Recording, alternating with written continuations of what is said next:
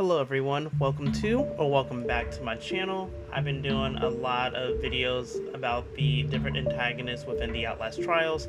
This previous video I focused on Cornelius, which is the engineer that makes all of the rigs for the reagents within the trials. Today I will be covering another staff member within the Outlast trials. This time I will be covering the Pharmacist. Oh good, you're back. I'm so embarrassed.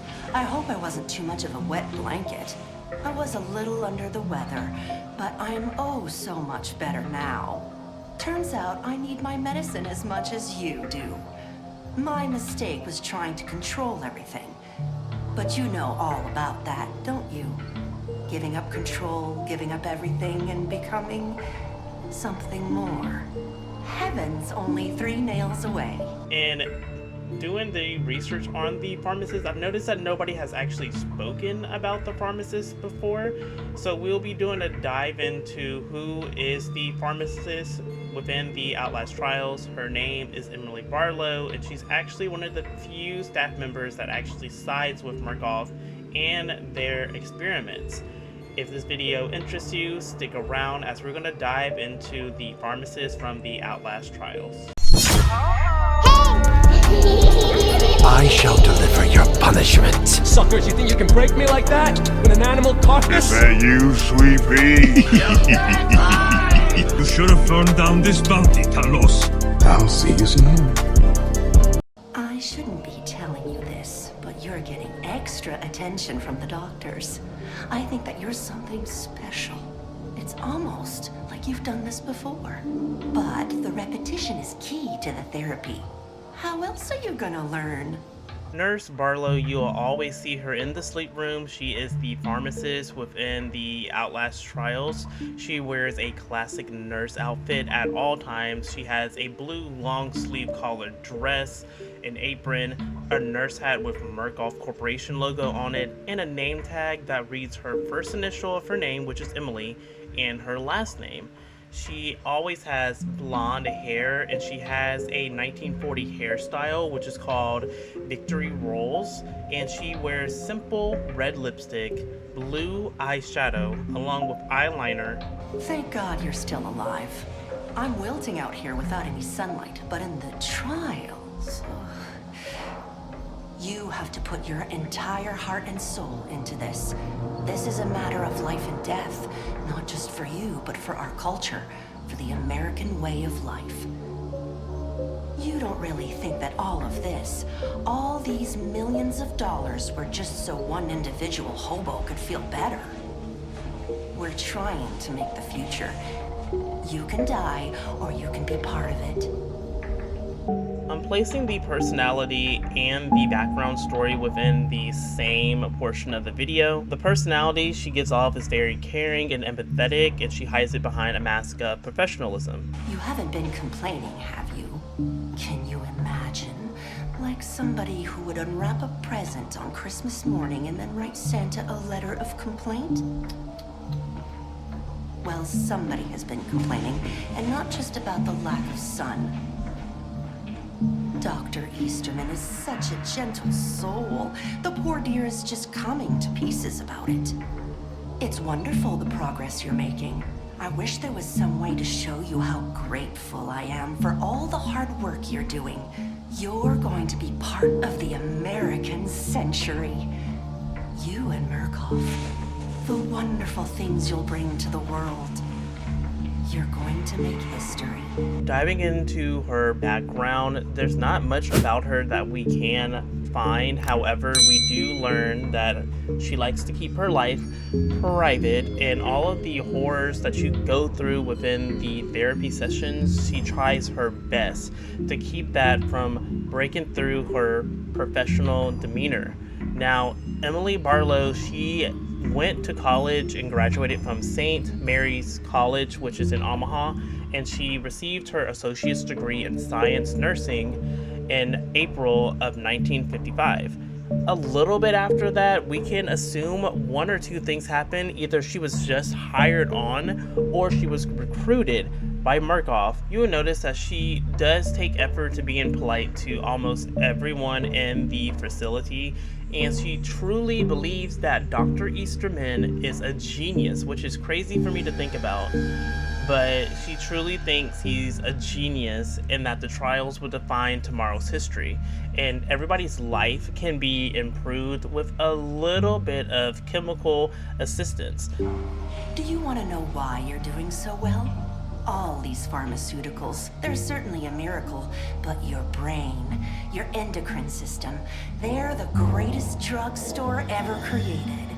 A gift from God that Dr. Easterman teaches us to unwrap.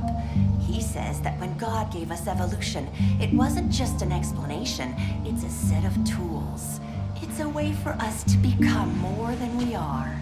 You're going to be a whole new you, and that means letting go of the broken you that you used to be. Don't avoid your old memories. Face them. Hold those memories close. But you have to think of them like carbuncles, pus-filled infections to just scrub away. Diving into the random trivia regarding her, so whenever you do approach her, you'll notice that she's always reading a book, and the book is actually called The French Nurse, which is a romantic novel. Now, I know some people may be thinking, where did you get that information that she graduated from St. Mary's College of Omaha, Nebraska in 1955? Well, when you do talk to her, you will see that her diploma is hanging in the right-hand wall of her pharmacy. Unlike Cornelius, she is the one that is more so siding with Murkoff, and Cornelius is more so not siding with Murkoff. Sometimes I see Dr. Easterman by the coffee urn or the water cooler, and I linger. I pour a little extra sugar in my coffee and stir it slowly. I'm not nosy, just curious. Dr. Easterman was so upset by the news he heard out of Korea. Some of our boys came back changed, like they were different people. And Easterman thought, well, if you can change people for the worse, why couldn't you change them for the better? I think it's so important to be optimistic. I really would love more of a background story of like what happened to her, because with Cornelius, he said that he got on a plane and he took a sip of a drink, and next thing you know, he woke up and he was in a desert. With her, it was more so like she was either recruited or just hired by Murkoff, and that was about it. I just feel like it's never that easy to get into Murkoff. She does reveal a lot of different things. So one of the things she does reveal is that the Korean brainwashing was actually a cover-up for American chemical warfare program, which apparently was confirmed by the pilots. Do you want to know a secret? The Korean brainwashing was a lie. Those pilots, they were talking about a real American chemical warfare program. God, my head. The brainwashing story was just a convenient cover-up. Maybe brainwashing's not the point anymore. You should see how that German's eyes light up when they talk about side effects. Heaven's only 3 nails away. Another thing that she ends up revealing is that in order for the ex-pops to gain more control of the trials, is if Dr. Easterman were to pull the funding. Oh, sorry, you've caught me a little bit off guard. I was just thinking about you. About how if you could only try a little harder. We can't make miracles if you don't do your part. If the boys upstairs think Dr. Easterman's program isn't working, they'll take away funding and resources. And then the therapy will be less effective. It's a vicious circle. And who's going to suffer for it? You are, that's who. It's getting worse in there, isn't it? More dangerous? The more they pull from Dr. Easterman's funding, the more the experimental population gains control of the trials. There's only so much we can do from the outside. You have to commit. You have to show that the therapy works. You need to be getting better. You need to be better at getting better. Which she also reveals that the scientists regarding Leland Coyle is that they're fearing that their security staff may be getting too fond of him. Now, on the topic regarding her headaches, with her being in the sleep room for so long, she initially supported Dr. Easterman and Markov Corporation, but due to her headaches with the longevity of her being in the sleep room, she later became disillusioned with that idea. It's almost hard to recognize you now. Do you know what Easterman calls you? Children of the bomb. The first generation of the atomic age. You could. Goodness, my head is absolutely pounding. Who are you? I barely know what I'm saying.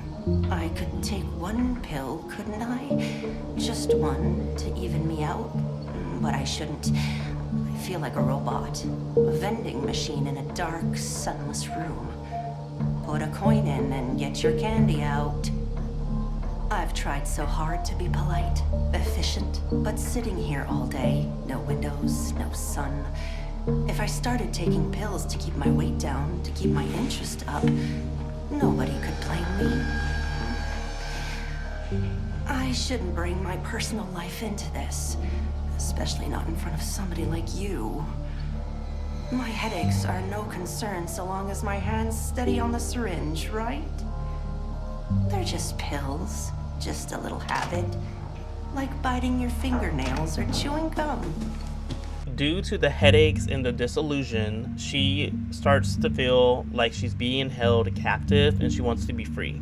However, unlike Cornelius, she chooses her communications more carefully. She even recognizes reagents may think she's testing them into incriminating themselves by expressing that they distrust Markov and the doctor's practices. Do you believe in it still? Is Easterman making you better? I'm sick. And I don't want to take the pills anymore, but Easterman says they're fine. Do I trust him? You can tell me what you think. This isn't a test. Murkoff's not listening. Are the drugs making you better? Can I trust them? I shouldn't burn you.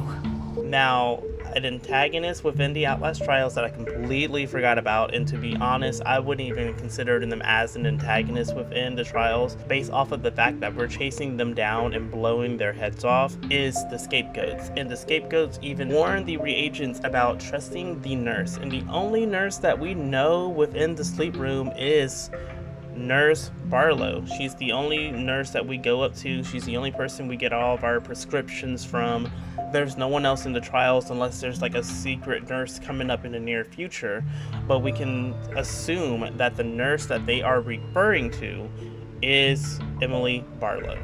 And that is all that I wrote for today's video. Thank you so much for watching my content. If you enjoyed this video, give it a huge thumbs up, subscribe to my channel, and comment down below your favorite Outlast antagonist, your favorite Outlast trials. I am currently in the process of making a short movie recap, and I am also going to look into some other characters from different games to do these type of videos for. I am going to touch base about characters for both Outlast and Outlast 2, so be on the lookout for those in the future. And if you are currently playing the Outlast trials, good luck on your therapy, and I'll see you next time. This is a little extra.